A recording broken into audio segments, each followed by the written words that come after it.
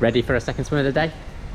Yeah, but when Tom only lets you pack one swimsuit on a double swimsuit day, you've got to wear the wet one. What do you mean I only let you? You were the one that was being a packing Nazi when we left. That's because you wouldn't let us buy more baggage. Okay, fine. Well, that's properly apportioned blame for the situation now, at least.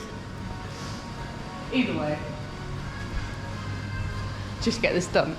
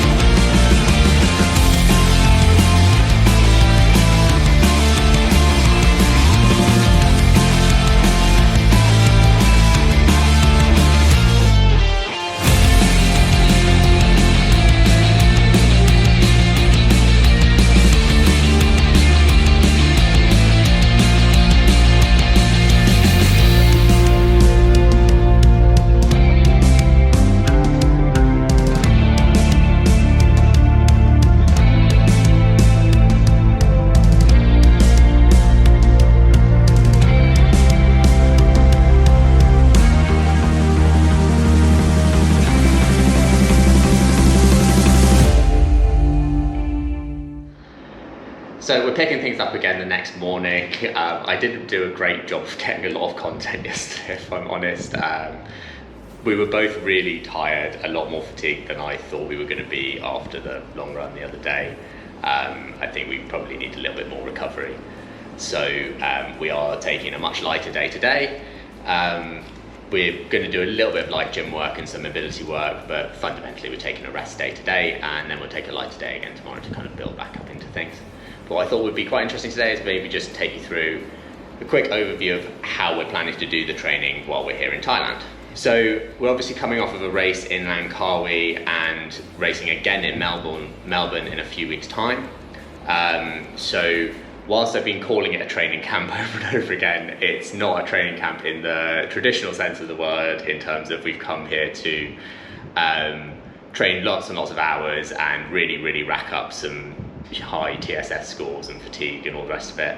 But it is a training camp in terms of we've come here explicitly to this location because it's a great location to train, and it should be a really good place for us to train for what we're trying to do specifically between these two events. The training volume is probably going to be a little bit lower than we would be doing regularly at home or in the lead up to Langkawi. I think probably rather than sort of normally we'd be operating around 16 to 20 hours a week. Most weeks we're probably looking at it be more like 12 to 16, so probably about 20 to 25% down on normal numbers. What that should do is allow a little bit more recovery. Basically we're already very fit. We basically just need to maintain that fitness with a few quality sessions and make sure that we get enough recovery to not go into that last race of the season overtrained or too fatigued or anything like that. So that's basically the sort of like total volume plan for the time we're out here. In terms of swim, bike, run, we both obviously did really well in the bike at Langkawi. I think we're both feeling very bike fit at the moment, so we're going to make the focus of the camp here much more sort of swim volume and run quality focused. So one of the things we've not done this year quite as much as we have done in previous years is a lot of swim volume. So while we've got access to some really good pool facilities here, we're going to make the most of that and get in a really good amount of volume. That should hopefully have us coming out of the swim in Melbourne feeling really fresh and ready to attack the bike hard. And then, yeah, I think if there is an area where we can put in a little bit of work to be a little bit stronger and a bit more competitive in the field at Melbourne, it probably is the run. So we're going to try and focus pretty much all of the quality work that we're going to do into the running. We've got access to the track. The heat makes it a bit easier to get the heart rates a bit higher and work on that cardiovascular fitness. So we're going to try and make the most of that while we're here. I don't think we're going to move mountains and be a lot quicker than we were previously, but I think we can really spike that fitness and maybe get out a really good run performance if we kind of get it right. So the bike volume is going to be a bit down while we're here, and that's largely where the volume is coming out of the training, but that's going to allow us hopefully to put a lot more quality work into the running. So hopefully that makes sense and gives you a bit more insight into how we're going to be training in the lead up to Ironman Melbourne while we're here in Thailand, and we'd love it if you would take the time at the end of this video to hit the subscribe button and follow us along as we do our best to have a good race in Melbourne.